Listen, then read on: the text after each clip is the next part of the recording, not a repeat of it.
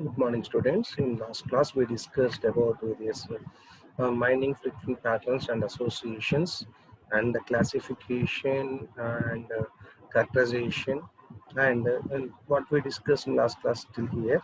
So, if you say that a particular association rule is strong with basic factors called some interesting patterns that are called minimum support threshold and minimum confidence threshold. So the support and confidence are interesting patterns, whether to say that is a strong association between these different items or frequent items. If I say I have 5 items, among the 5 items any of the two are strong frequent pattern items is based upon the support and confidence. Remaining three are it is not supporting the minimum threshold value of support and confidence. For example, I have 5 items. Among the 5 items, three the minimum threshold for value for any of the items between the association between the strong items, we can say that if it is a 50%, if there are 3 items, what we are saying is 40%, remaining two are 60%, so that it supports the support value, support pattern and the confidence pattern.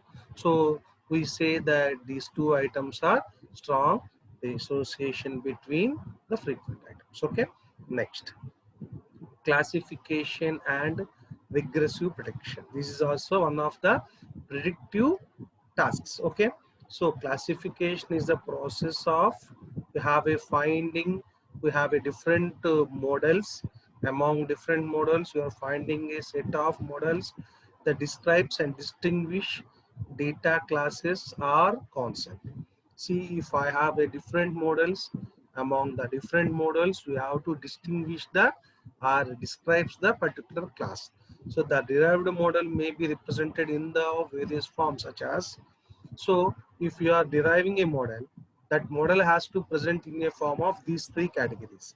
We have so many categories, but we use these three categories formally. Okay, first one is a if then rule. So already this if then rule can be taken from association, and this another one is a decision tree. So you know that binaries search tree techniques called as root and left and right nodes. Okay, so and last one is the neural networks. Okay, based upon different what we call as connections between different models, you transfer from one model to another model. This is a network, neural network model. So you represent the classification in that you describe or distinguish the class with the classification using three or more techniques called as if then rule, tree structure rule and neural network. Okay, next, regression for prediction. So what do you mean by regression? So regression is used to predict missing or unavailable values. So you don't have any values. Okay, so that if you are taking particular 10 values are common, if you are missing 11th value, so 10 values are common means 11th value should be the same value, so that by taking the values of missing values which are not available in data, so you use that value instead of taking the class label. You don't have a if you do, you should not take any class label property. Already I discussed about class label property. So if there is no need of the class label property, but you are predicting based upon the values which are occur, that is called as a regression. The prediction refers both, we predict the both two categories called as by means of the data value and class labels. Already class label means with the properties you can predict the values, or now we are saying that is a data value. So instead of all 10 values are same and 11th values are missing, means you can guess by means of a data value. So the predict values are numerical data and often referred to as prediction. Okay, next one is cluster analysis.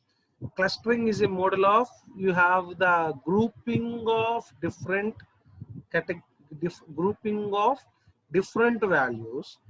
We are giving that group under the same name called as clustering. Okay, so clustering is a method of grouping data into different groups so that in each group share similar trends and patterns. See, I have a 100 data values, 1 to 100 values. Now you are clustering into two groups. One group is the values which lies 0 to 50. Another group is the values lies in 50 to 100. So that you can say that 1 to 50 values are common values which have the cluster 1, and 51 to 100 is another value of cluster 2 which have the properties of the same values which belongs to 51 to 100. So clustering is a method of grouping data into different groups. I have 1 to 100 data values. You are grouping into two groups so that in each group share similar trends and patterns. From 1 to 50 have same pattern and 50 to 100 have same pattern. The objectives of clustering are, so it is used to uncover natural groupings, to initiate hypothesis about the data, and last, this is the important, for to find consistent and valid organization of the data. You have to initiate, you have to find consistent and valid organization of the data. Okay, for example, see, clusters can be performed on all electronics customers. It means to identify homogeneous means same group customers. By this cluster may represent target groups for marketing to increase the sales. So this is a different different data items. Among all these are the same group, so that you refer this as a one cluster, and this is another cluster with different values. Okay, and next one is outlier analysis. In this analysis, a database may contain data objects that do not have someone wants. Most data mining discard outliers as noise or exceptions. Finding such type of applications of fraud detection is referred as outlier mining. So this is one of the researchers what we call as researchers topic. So if you are not awareing with particular concepts, but if you want to know the extreme result which are not understanding by common mechanisms, then we call as outlier analysis. For example, already we discussed about fraud detection, credit card, how the fraud is happening. So this is not commonly happen. This is one of the extreme cases. Now you have to find the extreme cases which the help of some prediction, then you can say that it is a outlier analysis. For example, see, outlier analysis may uncover usage of credit cards by detecting purchase of large amount of products when comparing with the regular purchase of large product customers. Okay, so that if you see any particular any phone pay or Google Pay, any transactions, if you do any transaction, automatically it refers to some hacking will happen, some frauds are happened, so that you have to identify how the fraud is happened with the help of your transactions. Okay, and last one is our evaluation analysis. So this is a one of the time series or called as a, already we discussed this topic with the help of time series. So any data which is changes by means of time sequential, or then we can they say that it is a time series databases. Similarly, evaluation analysis also behave changes over time.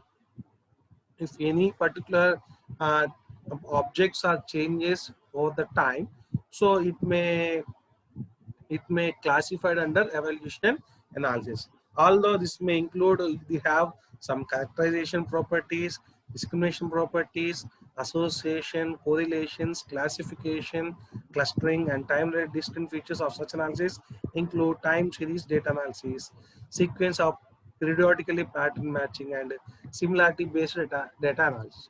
So all these evolution analysis are, so whatever we discuss the data mining functionalities will make it use with the help of whatever we call as the changes in variant times.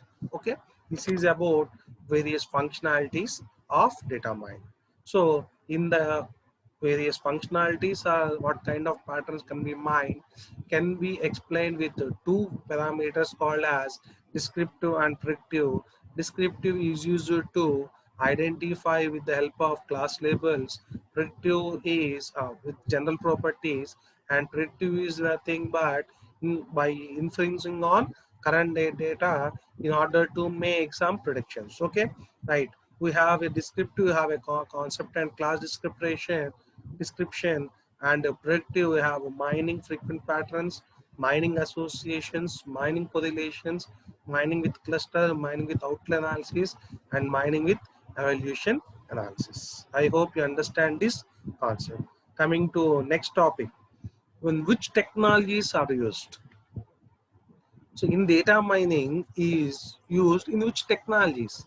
So in technologies are statisticals, machine learning, pattern recognition, databases and data warehouses, information system, and visualization algorithms, high performance computing. So these are the various technologies: statistics, machine learning, database technology, information science, visualization, and disciplines. So statistics can be used with the help of some mathematical functions. Okay, by means of some mathematical functions, you can in statistics, with the help of some mathematical functions, the data mining is used in statistics technology. Okay, in machine learning, how computers can learn based on data. This is important. You can study in final year or fourth year. So you are 60 means you will study in fourth year. Machine learning investigates how computer can learn based on data or improve their performance. Okay, how the machine will learn with the data. Okay, this is a main research area is for computer programs to automatically learn, to recognize complex patterns and make intelligent decisions based on data. For example, what we call as outlier analysis is one of the machine learning concept. Supervised learning. Supervised learning means already